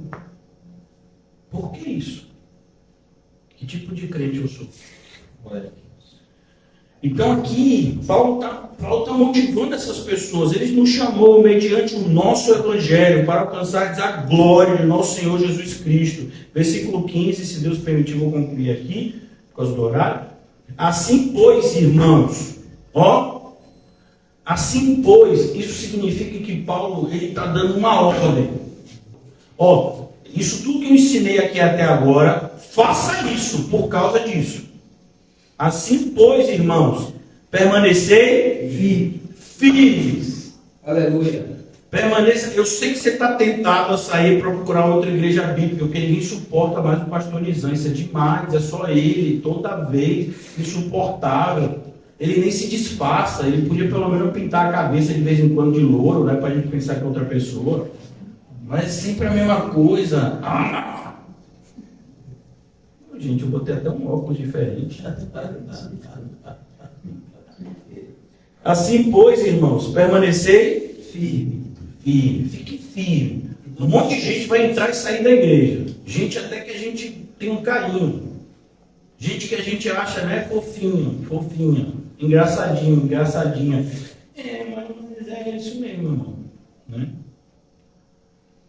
A gente não é movido por sentimentos, a gente é movido pelo Espírito. Maldito o homem que confia no próprio homem. Maldito o homem que confia no seu coração, que é enganoso. Assim, pois, irmãos, permanecei firmes e guardai as tradições. Então, quando alguém pergunta, você que tipo de crente? Eu sou aquele crente tradicional. As pessoas até se admiram. Eu sou conservador. Conservador, tão jovem, eu não me acho não, me acho idoso já dividi isso com os irmãos. Mas assim, você é conservador. Sou conservador. Não pode? Não pode. E não. Mas por quê? Não está na Bíblia? Mas isso não era antigo. Não era não. A Bíblia não mudou. Ninguém me avisou que ela mudou. Avisou para você? Chegou alguma carta de Gabriel? Alguém teve Gabriel visitando aqui? Porque o único anjo mensageiro da Bíblia é Gabriel. Se veio outro, repreenda. E Miguel não pode vir? Não, Miguel não pode. Miguel é arcanjo, o negócio dele é brigar lá em cima. Se for mensagem, tem que ser Gabriel. Não foi Gabriel, fique de olho. Porque na Bíblia só quem trouxe mensagem foi Gabriel. Então, cuidado. Então, cuidado, irmãos, porque as tradições que ele se refere aqui é a ideia de você guardar os costumes como a Bíblia apresenta. O que a gente falou ontem, perseveravam na doutrina dos apóstolos, estavam juntos, tinham tudo em comum. Isso não pode mudar. Pastor, mas a realidade é outra. Não interessa.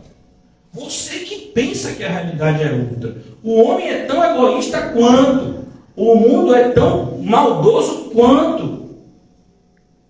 Pare com isso. A única coisa que mudou talvez tenham sido as roupas. Aí você fica vendo filme de época, né?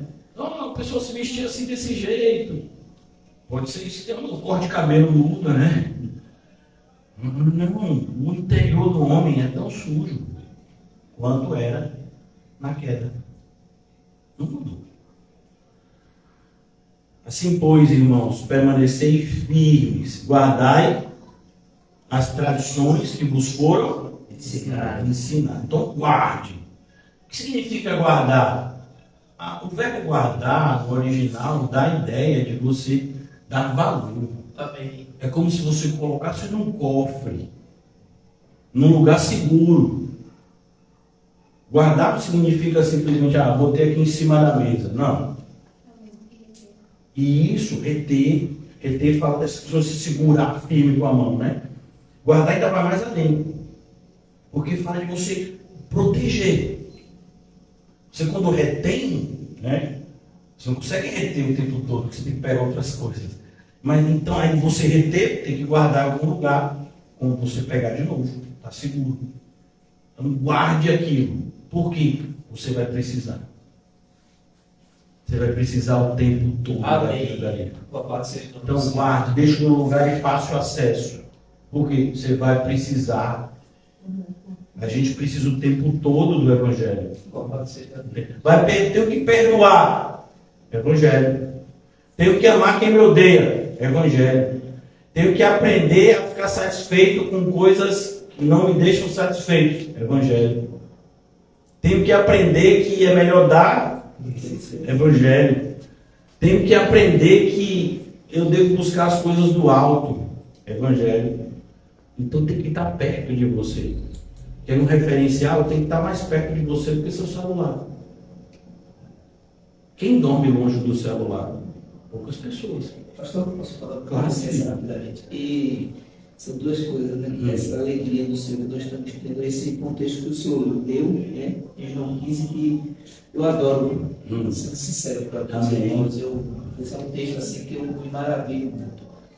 E dele, o senhor não leu, mas essa conclusão do senhor, né, embaixo, vem dizendo que se não foste vós que me escolheste, mas eu escolhi a vós. Nos traz muitas coisas, como o senhor falou, das pessoas que querem aceitar Jesus. Mas essa situação de guardar, é como o senhor está falando. Quando nós não guardamos a palavra de Deus no dia a dia, vejo um pouco ali até no trabalho, que são muitos funcionários, eu não sei se eu estou correto, me ajude, para mim, um afastamento de Cristo. Porque quando nós guardamos a palavra de Deus, e nós todos os dias, né, que nós estamos, principalmente esse dia que Deus nos dá, está guardado, a gente está aplicando. Está aplicando e Deus está nos ajudando aqui, como você já explicou, aquela luz que está o tempo todo, né, piscando, e a gente fica atento. E quando a gente não guarda a palavra de Deus, há uma possibilidade muito grande de nós pecarmos mais e achando que a gente está fazendo a coisa correta. Eu não sei se eu estou, então isso isso é muito bom. E uma outra coisa, eu fico triste por não estar nossos amados irmãos, né, pela fé conosco. Esse é um dos melhores cultos que o Senhor vem sendo usado por Deus para nos ensinar, porque quando a gente pergunta uma coisa para o Senhor, a gente tira dúvida, isso a mim mesmo me dá uma, sabe? Hoje mesmo, graças a Deus por isso, né? O formato do estudo bíblico é diferente, muito bom isso. E nos ajuda a aprender a cada dia do nosso Senhor. Isso. Muito bom. Em relação a guardar, o que você falou está certo, mas assim, se você não guarda a palavra de Deus, não é que você vai pecar, você já está pecando. Sim. Entendeu? E um pecado puxa outro. Isso. Então, como você já está pecando, você vai pecar mais ainda. E aí, você vai pecar mais ainda e vai perder a sensibilidade do pecado mais ainda. É como, por exemplo, no caso de Davi. Ele sabia que ele não podia pegar a mulher. Ele sabia que não podia ter aquela relação com Batseba. Sabia que ela era casada. E aquilo dali fez com que, pecando daquele jeito, de repente assassinato para ele já não era mais um pecadão. Era assassinato. Adulterei, matar. Então, se eu não estou guardando a palavra de Deus mesmo, então eu minto. Eu não guardo a palavra de Deus, mentira para mim. É mentira. Não vai dizer não está. Quem é que não mente? Então, não é que eu não guardo, por isso eu peco. Não guardar já é pecado. Amém. Né? É como, por exemplo, não andeis ansiosos com coisa alguma. Entenda uma coisa, ansiedade produz ansiedade. Então o fato de você não lutar contra a ansiedade vai fazer com que você fique ainda mais ansioso. Então e aí você começa a pecar porque eu não confio em Deus, e aí eu estou com medo disso, e a Bíblia vai dizer que a gente não pode ter medo, a gente tem que enfrentar o medo com a fé. Mas começou ali, você achando que a ansiedade não era pecado. Ansiedade é pecado. Então você tem que olhar para a ansiedade e dizer, ansiedade, você é pecado, vou lutar contra o pecado da ansiedade como eu luto contra o pecado do adultério. Então eu não posso achar que a ansiedade é natural, porque o mundo diz que a ansiedade é natural. Porque para o mundo a ansiedade é natural. Né? O adultério talvez seja até naturalizado, normalizado, mas não é tão normalizado assim. Né? Mas para Deus, adultério, ansiedade, igual. Não guardar a palavra de Deus já é pecado. Como não guardar a palavra de Deus é pecado, assim como, por exemplo, a pessoa diz, eu estou na igreja assim, sabe? O pastor fica falando essas coisas, mas eu não faço nada de errado. Está fazendo alguma coisa de certo? Não, eu não estou fazendo nada. Então já está errado. Você é o ramo que não dá fruto, está errado. O ramo tem que dar fruto. Tem que dar muito fruto. Então, essa questão de quando a gente não é fiel no pouco, a gente não vai ser fiel em lugar nenhum. Muito menos se tiver muito. Se a gente tiver muito, a gente vai ser muito infiel. Então, esse cuidado, né? Não guardar a palavra de Deus já é pecado. E aí a gente vai pecar mais. E aí a gente vai pecar e nem vai achar que é pecado. Porque o que diz que é pecado não é a palavra, eu não estou guardando ela. É como, por exemplo, eu não consigo ler mais assim determinado tamanho de letra sem meu óculos. Não consigo. Conseguia, hoje eu não consigo nem ler. É doido, então. Tá vendo? Então, assim, eu tirei meu óculos. Se eu tentar ler aqui, eu consigo? Mas está escrito aqui. Não deixou de estar escrito aqui só porque eu não estou enxergando. Está escrito aqui. Então, quando eu boto óculos, é a mesma coisa. A palavra de Deus vai me fazer enxergar, vai me fazer discernir o que é certo e errado. E não guardá-la já é pecado. E vai produzir outros erros, né? Cada vez piores, não maiores, piores. Né? Mais erro. Porque erro é erro. Né? Vamos concluir aqui? Amém. Maravilha. Assim, pois, irmãos, permanecei firmes, guardai as tradições. Pode querer ser diferente. Olha, a Bíblia me deixou assim tão feliz, porque desde que eu me converti assim, eu sou uma pessoa muito monótona, chata. Porque eu gosto sempre das mesmas coisas. Se mudar muita coisa, eu já fico, né? Mudou, por quê? Porque mudou. E como a Bíblia mesmo, tem que ser exatamente assim. Se alguém já assistiu os Crudes, se assistiu, ótimo. Se não assistiu também não tem problema. O pai dos Crudes, né? Que as minhas filhas dizem que sou eu. Meu pai, encontrei a pessoa que é a sua cara. Né? Porque ele diz que o diferente é ruim, é perigoso. Pois é, na Bíblia é nessa pegada. Acho que eu vou até trazer o comecinho do desenho para passar aqui algum dia. Né? Que o diferente é ruim, isso é ruim. Por quê? Tem todo mundo que tentou fazer coisa diferente na família, tudo ao redor dele morreram, só dele estava protegida. Porque ele era todo cuidadoso. E um pastor bíblico é nessa pegada. E alguém que está preocupado com a igreja e com sua própria alma é nessa mesma direção. Novidade é perigosíssima essa palavra. Novidade! Igual o Cruz é assim. Quando fala novidade, ele se assusta. Mas vamos fazer um culto diferente. O quê? Um culto diferente? Como assim? A gente vai sair da Bíblia. Por que a gente vai sair da Bíblia? Não, mas é uma coisa assim diferente. Não precisa ser pecaminoso. Mas se são da Bíblia, já é pecado. Teve uma pessoa que vocês conhecem que me perguntou: pastor, gente, eu quero botar um globo daquele de boate aqui. Tem algum problema? Eu falei, não sei. Você quer fazer uma igreja ou uma boate? Não, porque eles sugeriram para a gente fazer um negócio para os jovens, assim, mais descolado. Eu falei, não descola demais não que cai, né? Então é perigoso. Tem que as tradições que vos foram. Bíblia é isso aqui. O mais novo tem 2000 anos. A maior novidade foi o Apocalipse. É a novidade, Apocalipse. E depois de Apocalipse, aí acabou, não precisa de novidade. Né? Concluindo, as tradições que vos foram ensinadas, seja por palavra, seja por epístola nossa. Percebeu? Paulo já estava protegendo os irmãos de algo que estava acontecendo naquela época. Eu vou fechar aqui, a gente vai concluir aqui, se Deus permitir, continuamos daqui na sexta, se Deus permitir, pois tudo depende dele. Paulo já estava protegendo os irmãos de algo que ele já havia dito. Tinha gente que estava escrevendo coisa dizendo que era Paulo. Como já teve pessoas que pediram coisas em meu nome. Eu nunca pedi nada a ninguém. Pela igreja, nunca.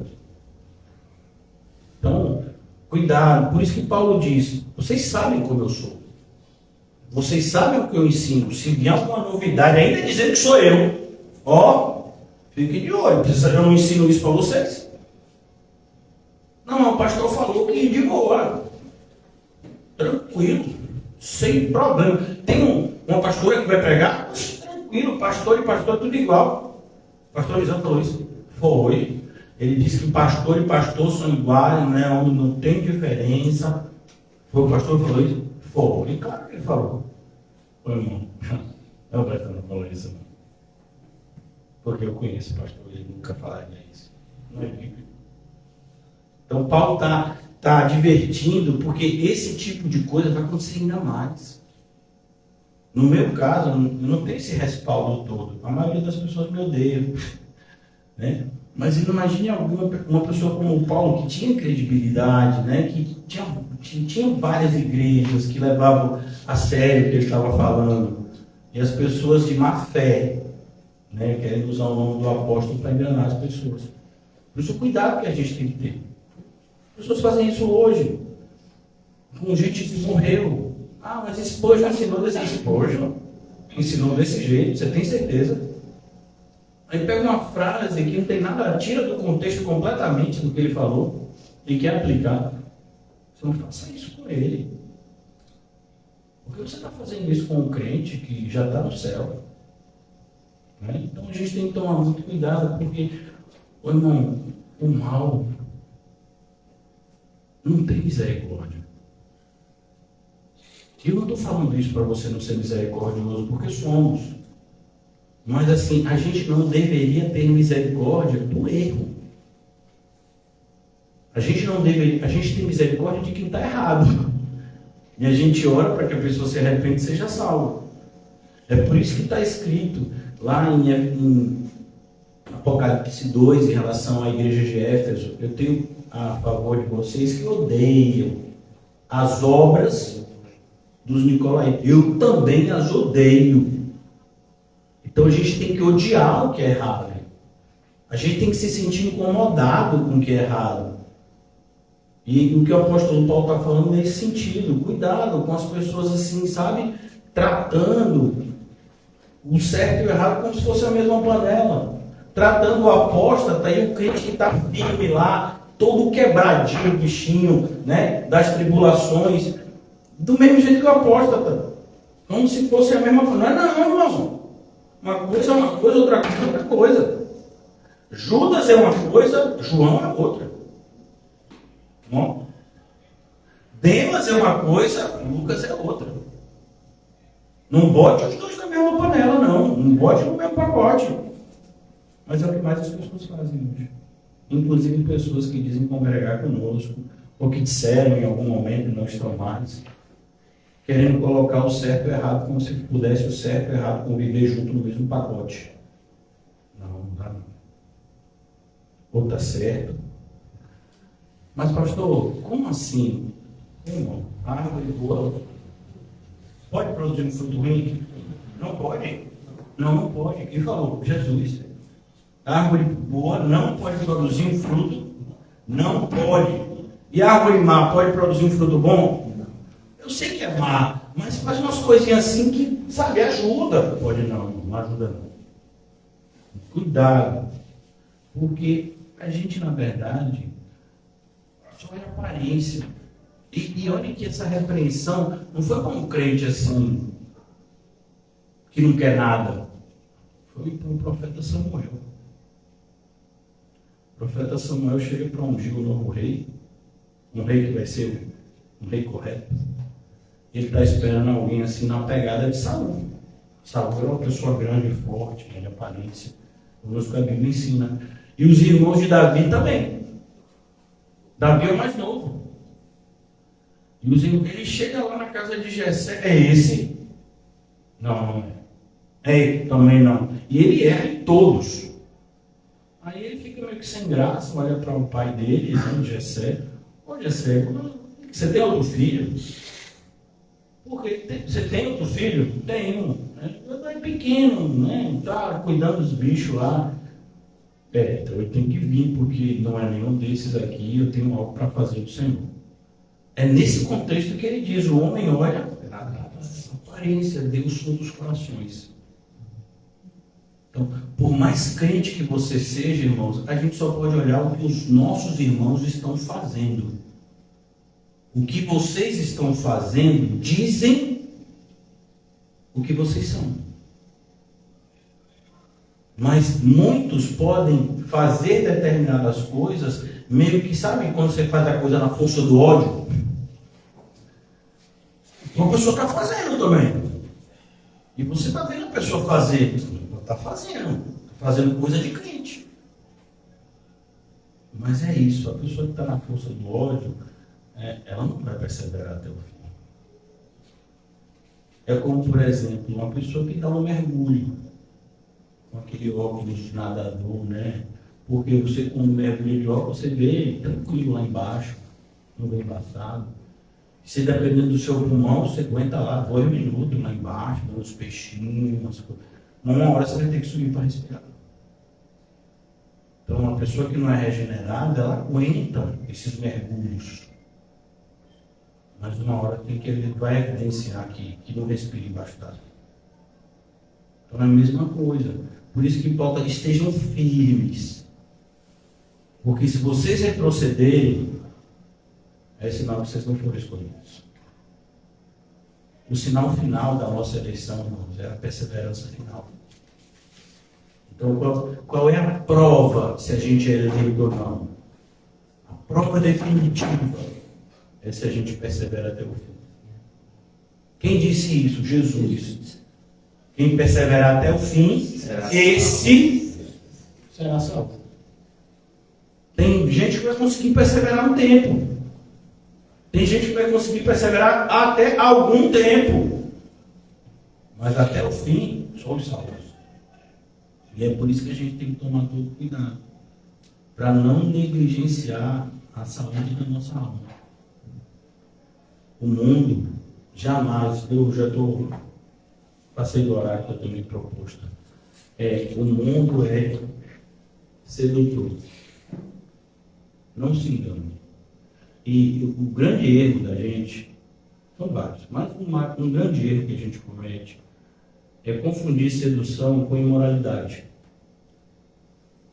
A gente pode ser seduzido por um filho que trata a gente super bem. Um filho que acabou de nascer e que você está na alegria daquele cuidado, daquele amor, aparente amor, do ponto de vista humano, é um amor maior, um vínculo de mãe, filho, e pai e filho. Um casamento pode te seduzir, um emprego pode te seduzir, um neto, uma neta pode te seduzir. Tantas coisas lícitas podem nos seduzir. Sabe, o fato de você fazer alguma obra de caridade, ou suposta caridade, pode te seduzir. E a sedução, irmãos, é tudo aquilo que nos afasta da vontade de Deus. Então esse erro que a gente comete, não estou adulterando, não estou roubando, não estou matando, como assim seduzido pelo mundo? Claro. Cada peixe, você usa uma isca diferente. Se você é uma pessoa que tem um mínimo de moralidade, Satanás não vai usar nada imoral para te atrair. Ele sabe como te enganar, melhor do que você mesmo. Se tem uma pessoa que conhece a gente melhor do que a gente, tirando Deus, é claro, é o diabo. Ele tem acompanhado a sua caminhada e a minha, desde que a gente foi colocado para fora da barriga de mamãe. Ele tem visto aquilo que nos agrada, o que não nos agrada. Ele sabe as coisas que nos deixam atraídos, as que não nos deixam, e ele vai usar isso, esse conhecimento a nosso respeito, para nos tentar. Você vai ver, por exemplo, o caso de Pedro e Judas Iscariotes. Veja, Pedro não se sentiria tentado a atrair Jesus por dinheiro. Mas Pedro traiu Jesus com medo de morrer. Judas já foi o quê? Já foi o dinheiro. Então, veja que cada um de um jeito. Cada um ele vai tentar de uma forma. Então é preciso que a gente esteja num processo de prudência, de cuidado, de autoconhecimento. Não é autoconhecimento, irmão, do ponto de vista psicológico, não. Pelo amor de Deus, não vá nessa direção. E depois dizer ainda que eu disse isso. É autoconhecimento em relação ao que a Bíblia diz da gente.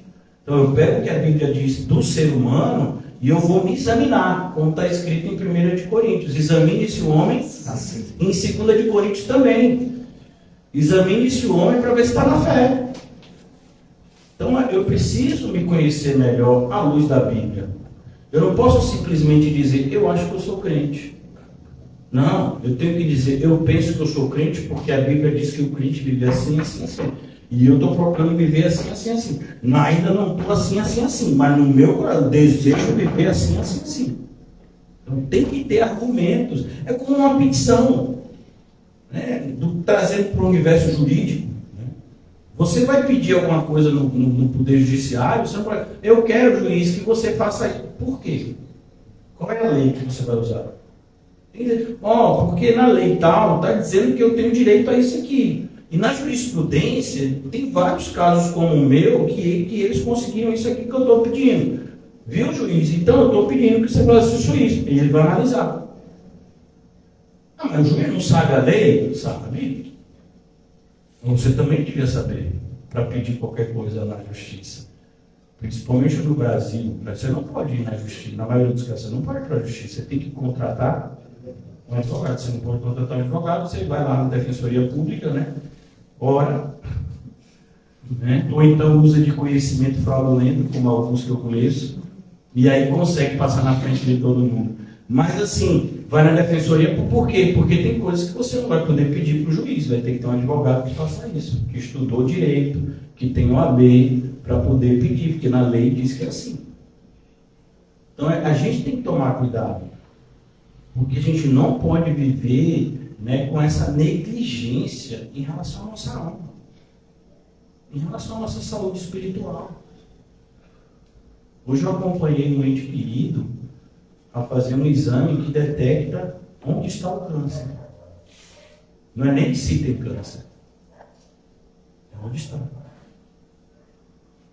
Para poder começar um tratamento. Exames, mais de 30 exames foram feitos até chegar nesse, que é o último porque usa radiação. É bem invasivo, só faz esse se for necessário mesmo. A pessoa está preocupada com a saúde e faz isso. E você não está preocupado com sua alma. Você está dizendo que está preocupado com sua alma, faz um exame. É só no chutômetro. Eu acho que eu sou salvo. Por quê? Porque eu olhei no espelho e tive essa impressão. Ou então porque mamãe olhou para mim e disse: meu filho, você é uma pessoa tão boa, se for por isso eu sou mais salvo que todo mundo. Então a gente tem que tomar esse cuidado. Eu sei que estou sendo repetitivo, porque normalmente essas coisas a gente ouve tanto e esquece rápido. Que a graça nos ajude. Obrigado, Senhor, pelos seus alertas. Possamos ter ouvidos para ouvir e um coração apto a obedecer, Senhor. Ajuda-nos a ser quem nós devemos ser, a viver como devemos viver. Não nos deixa, Senhor, seduzidos pelo mundo e enganando a nós mesmos, estejamos enganando a outros. Mas que sejamos todos vencidos pela verdade, dominados por ela. Que uma vez que a verdade está em nós, possamos também promulgá-la, para que as pessoas conheçam a verdade e sejam salvas, como nós acreditamos que aconteceu conosco. Ajuda-nos, Senhor, e então seremos ajudados.